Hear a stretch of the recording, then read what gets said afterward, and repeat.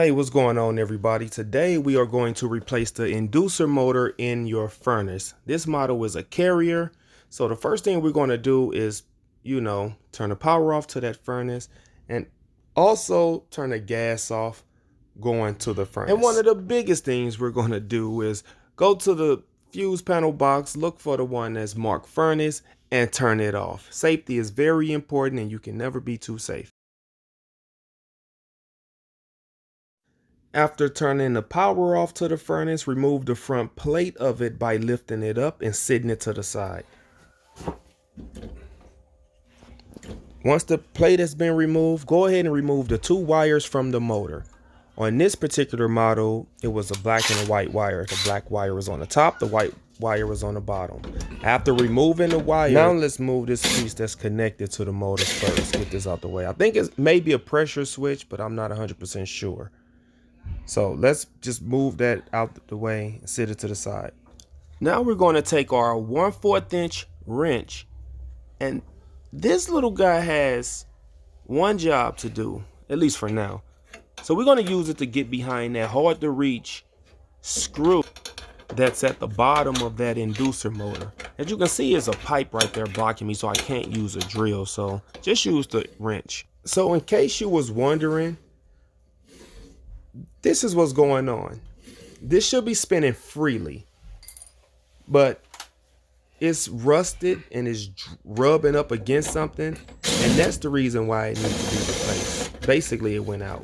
Go ahead and take your drill or some kind of screwdriver, use a 1/4 inch bit, and just take the rest of the screws off.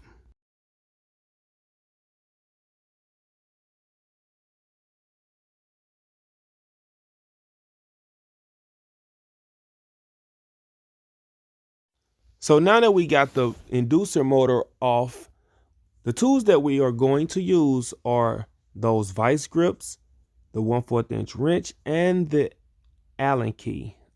I'm sorry, I can't remember the size. It may be a 1/8 inch. I'm not 100% sure. But this is what I want to show you. There's a little notch in that inducer wheel. You're going to use your Allen key to put it in there and try to loosen it up as best as you can. Well, of course, you're going to spray it with a bunch of WD-40, and none of that is really going to work because it's rusted on there. So that's where the vice grips come in at. You're going to get your grip set right, get it on that little screw in there, tighten it up. Now you can start turning the screw. Don't play with it. Keep going. And once you get it loose, you can use your Allen key to finish the job off. And that's how you get that wheel off. Some people just cut that whole spindle off, but you can get it off this way as well.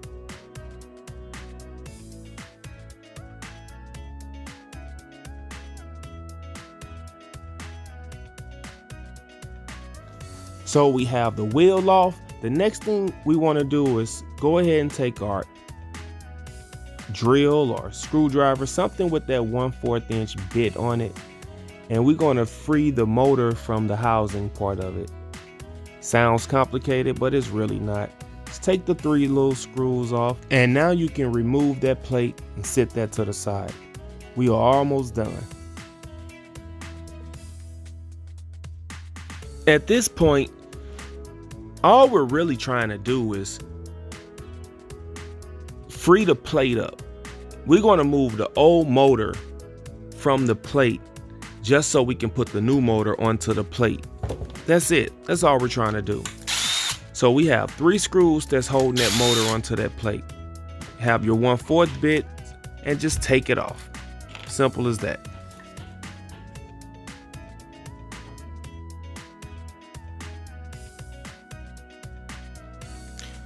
So now I got the new motor out, and let's look at both the new and the old motor. Let's look at them side by side because I want to show you the difference. So they look just alike because they are alike. The only difference you see with your plain eyes are the ground wire on the old one is green and is yellow on the new motor. That's it. But there is another difference. On the old motor, those 3 screws we took off from the plate that was holding it on there, it screws right in. And they're little small screws. See, they screw right in. However, it is not this way on the new motor. On the new motor, those holes don't have any thread in it. It just goes right through. Goes right through. So you'll be very disappointed if you bought this and wasn't aware of that. So that's why I'm here to help you guys out. This is what we're going to do to fix this problem. And it's really not a problem, but you're going to go to the Home Depot because that's where I got this from. I got the 8" by 32 times 3 because it's 3 in a pack. Because you're going to need that. So let me show you what we're going to do. So put the motor back on the plate. Okay, we're going to put the new motor on the plate. And you're going to line it up. Find the holes on the front of it, line it up, and you're going to take those 8" by 32 and push it in. And as you notice, it comes all the way through. And you're going to put the nut on the back of it and tighten it up.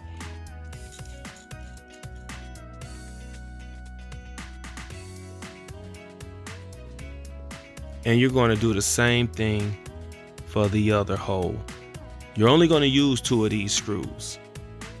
The old motor, it had 3 screws in it, but this one, the way it lines up on the plate, at least in this particular model, you're only going to use 2.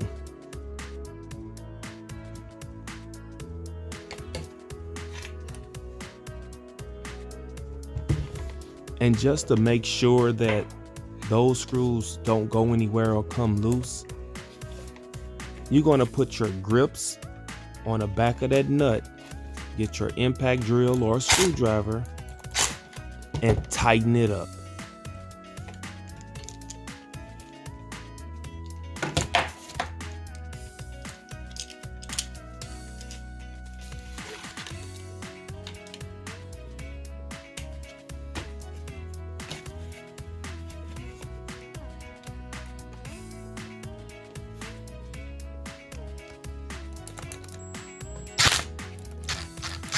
And notice you don't have to go super crazy trying to tighten it up.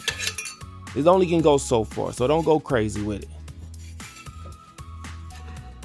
So we basically got the hard part out the way, because none of this is really hard, but it's your project, so take your time.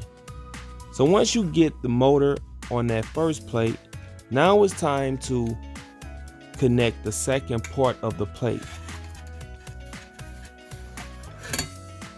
All we're really doing at this point is going in reverse. Now, if you want to, I started to take that green ground wire from the old motor and just put it onto this one, but I decided to just keep it the way it is because no matter what motor you get, the wire's still going to be in the same exact spot. Just connect it to the screw and tighten it up, and then tighten up the rest of the screws.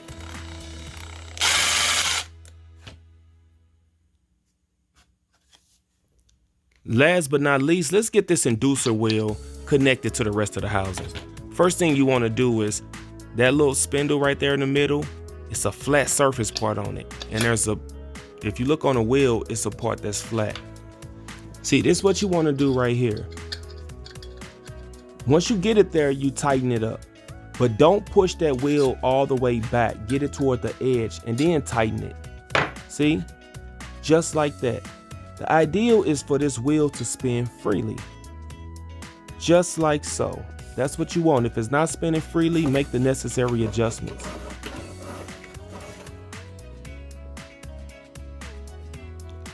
So what I'm doing right here, I'm getting ready to make a gasket. First thing you want to do is make sure that surface is clean and dry. And I got some high temperature gasket maker, and I didn't want to make a mess, so that's why I put the cardboard underneath. And I just want to go around that whole surface, just like that.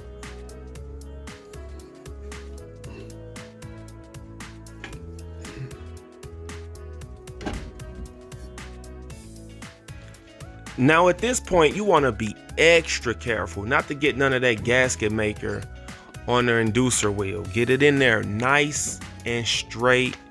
And when you get it in there and line it up, try to have some steady hands. If possible, put 1 or 2 of the screws in, so when you do push it up against there, you'll be ready to just screw it down and tighten it up.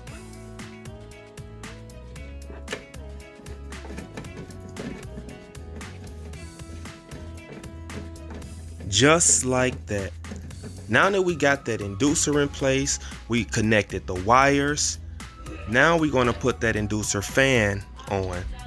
So because those screws we put on there are kind of long, if you push that fan on too hard, it'll rub up against those screws. So I just put the little clip on it, then I put the fan on it, and it should spin freely.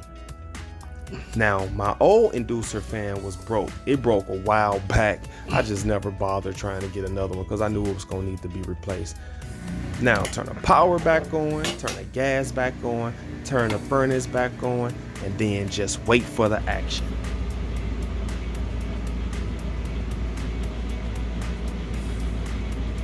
Look at that. We did it, everybody. We got heat. We sat here and replaced the inducer motor, and it was pretty easy. But if you like the channel, go ahead and subscribe. What are you waiting on? Join the family.